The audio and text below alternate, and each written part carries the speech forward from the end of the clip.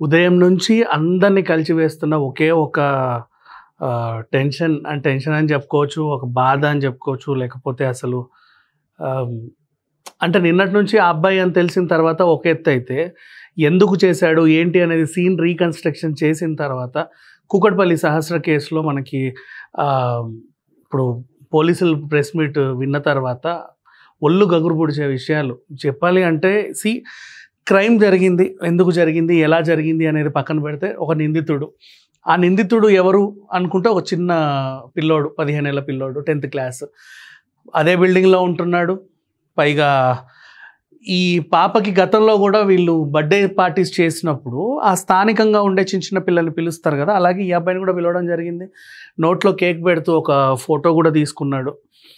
And దొంగతనం కోసం ఇంటికొచ్చాను అనేది అతను చెప్తున్న రీజన్. ఎలా దొంగతనం చేయాలి, గ్యాస్ ఎలా లీక్ చేయాలి, గ్యాస్ కట్టర్తో ఏది బ్రేక్ చేయాలి, లాక్ ఎలా వేయాలి, లాక్ ఎలా తీయాలి, ఇవన్నీ ఒక పాయింట్స్ రాసుకున్నాడు స్టెప్ బై స్టెప్. క్రైమ్ జరిగిన తర్వాత సీసీటీవీ ఫుటేజ్ నుంచి ఎలా తప్పించుకోవాలో నేర్చుకున్నాడు. అంటే బేసిక్గా ఒక ఇంటర్నేషనల్ క్రిమినల్ని పట్టుకోవడానికి మనకి 5 రోజులు 6 రోజులు ఇంకా తెలియట్లేదు అనే రేంజ్లో తను క్రైమ్ చేసి తప్పించుకున్నాడు కూడా. కానీ అఫ్కోర్స్ ఎంత కాదనుకున్నా ఏదో రోజు దొరకాలి, అలాగే దొరికిపోయాడు అనుకుందాం. ఇక ఈ ఇన్సిడెంట్ని బట్టి మనం నేర్చుకునేది ఏంటనేది చెప్పాలి. ఇప్పుడు ఆ పిల్లోడికి శిక్ష చేసినంత మాత్రాన, అతన్ని ఉరి తీసినంత మాత్రాన, ఎన్కౌంటర్ చేసినంత మాత్రాన సహస్ర పేరెంట్స్కి అయితే న్యాయం జరగదు. అండ్ అఫ్కోర్స్ అతడి మెంటాలిటీ వల్ల వాళ్ళ పేరెంట్స్ని శిక్షించడం కూడా తప్పే, ఈ అబ్బాయి వాళ్ళ పేరెంట్స్. ఎందుకంటే స్థానికంగా అందరు వాళ్ళని సుడిపడి మాట్లాంటారు, మీరు ఈ కాలనీలో ఉండొద్దంటారు, ఇల్లు ఖాళీ చేపిస్తారు. ఇన్ కేస్ రెంటల్ ఉంటే, ఒకవేళ కొత్తదైనా స్థానికులు ఉండేవారు. వీళ్ళు రేపటి రోజు బయట కూడా హ్యాపీగా తిరగలేరు, వీళ్ళ అబ్బాయి అని అంట అదా చేసింది అని. పైన ఉన్న వాళ్ళకి ఎప్పుడైనా సరే మీ మీద ఒక టైప్ ఆఫ్ అది ఉండిపోతుంది. సహస్ర చిన్న పిల్లోడు, ఓ తమ్ముడు, వాడికి కూడా అంటే ఇప్పుడిప్పుడే ఊహలోకి వచ్చాడు, అన్ని విషయాలు తెలుస్తున్నాయి, మాట్లాడగలడు, చదవగలడు. తను చూసిన సిచ్యువేషన్ ఆయనకు కూడా భయం వేస్తుంది.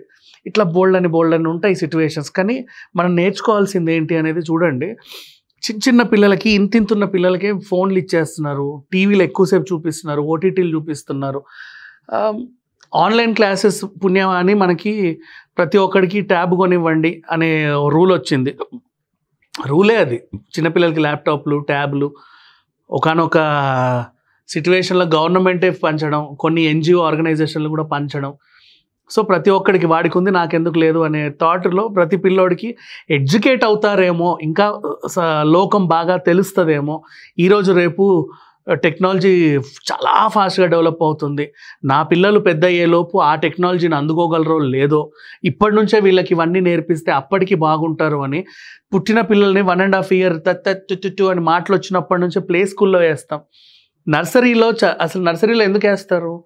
ఏబిసిడీలు, రైమ్స్ అన్నీ నేర్చుకోవడానికి వేస్తారు. కానీ ఈ రోజుల్లో నర్సరీస్ ఎలా ఉన్నాయంటే ఆల్రెడీ ఏబిసిడీలు వస్తేనే చేర్చుకుంటున్నారు. సో అట్లా ఉంది సిచ్యువేషన్. అలాంటి టైం అంటే మనం ముందుగా చాలా త్వరగా నా పిల్లలు డెవలప్ అవ్వాలని అందరికీ ఉంటుంది. ఇప్పుడున్న తల్లిదండ్రుల జనరేషన్లో ఇంకా ఉంటుంది. అలా అని ఏ టెక్నాలజీ వస్తే ఆ టెక్నాలజీ వాళ్ళకి ఇవ్వడం తప్పు కాదు. ఇచ్చిన తర్వాత ఎంతవరకు మీరు మానిటరింగ్ చేస్తున్నారు అనేది ఇంపార్టెంట్. అంటే అఫ్కోర్స్ కొంతమంది తల్లిదండ్రులకు తెలుస్తుండొచ్చు, తెలియకపోవచ్చు. వాడు యూట్యూబ్ చూస్తున్నాడా, ఫోన్ చూస్తున్నాడా తెలియదు. వాడు ఏదన్నా సరే పిల్లోడే కదా సినిమా చూస్తున్నారు అంటారు. మీకు విషయం తెలుసా, Under 16, Under 18 సినిమాలు ఎందుకు చూడొద్దు అంటారు అంటే, వాడు ఆ టైంలో మైండ్ అప్పుడప్పుడే మెచ్యూర్డ్గా అవుతుంది కాబట్టి ఏమన్నా నేర్చుకోకూడని అంశాలు నేర్చుకుంటాడేమో థియేటర్స్ రానివ్వరు.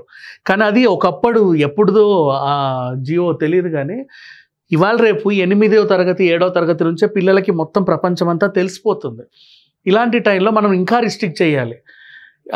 క్రైమ్ చూస్తే దాన్ని ఎలా చేస్తే బాగుండు అనుకుంటున్నారు, గూగుల్లో వెతుకుతున్నారు, నిద్రమాత్రలు వెతుకుతున్నారు, వేర్ గన్స్ విల్ అంటే ఇప్పుడు ఈ పబ్జీ గేమ్స్ ఆడుతున్నారు పిల్లలు. అరే మనకు కుర్రాడే కదా బాగా ఆడుతున్నాడు అనుకుంటాం. బయట కూడా మనకి అమ్యూజ్మెంట్ పార్కులలో ఇట్లా కూర్చోబెట్టి టట ఇవన్నీ ఇస్తున్నారు. అంటే అది ఒక ఆటలాగా. వాడికి ఏంటంటే గన్ ఉంటే బాగుండన్న ఆలోచన వస్తుంది. ఎతుకుతున్నాడు ఆన్లైన్లో, ఎక్కడుంటే బాగుంటుందో చూస్తున్నాడు. ఆ రూట్లో వెళ్ళిపోతున్నారు మనుషులు. ఇప్పుడు గన్ ఉంటే బాగుండన్న ఆలోచన రావడం తప్పు. గన్ను వాడాలి అంటే నేను పోలీస్ అవ్వాలి అనుకోవడం ఒక ఇన్స్పిరేషన్. కానీ అట్లా ఎంతమంది ఆలోచిస్తున్నారు ఈ రోజుల్లో? నేను ఆర్మీకి వెళ్ళాలని ఎంతమంది ఆలోచిస్తున్నారు? అలా ఎవ్వడూ ఆలోచించట్లా. గన్ ఉండాలి, ఎవరినో ఒకరిని అసలు ట్రై చేయాలన్నమాట. ఎందుకంటే గేమ్లో ఆడుతున్నారు కదా, టపా టపా టపా కాల్చడం, ఈ బాంబులు వేసేయడం. అది దీపావళి కంటే వాళ్ళ బాంబుల కోరికలు ఎలాగో తీరుతాయి. ఎందుకంటే ఇంతింత సైజు నుంచి ఇంతింత సైజు బాంబులు కూడా వచ్చాయి మార్కెట్లోకి. ఎలాగైనా తగలబెట్టుకోవచ్చు, ఎక్కడన్నా తగలబెట్టవచ్చు. కానీ guns are very dangerous. And ఈ రోజుల్లో టాయ్ గన్స్ కూడా చాలా ప్రమాదకరమే, తెలుసో లేదో. చాలా ఫాస్ట్గా టపా టపా కాలిస్తే ఎక్కడో తాకే గన్స్ వస్తున్నాయి.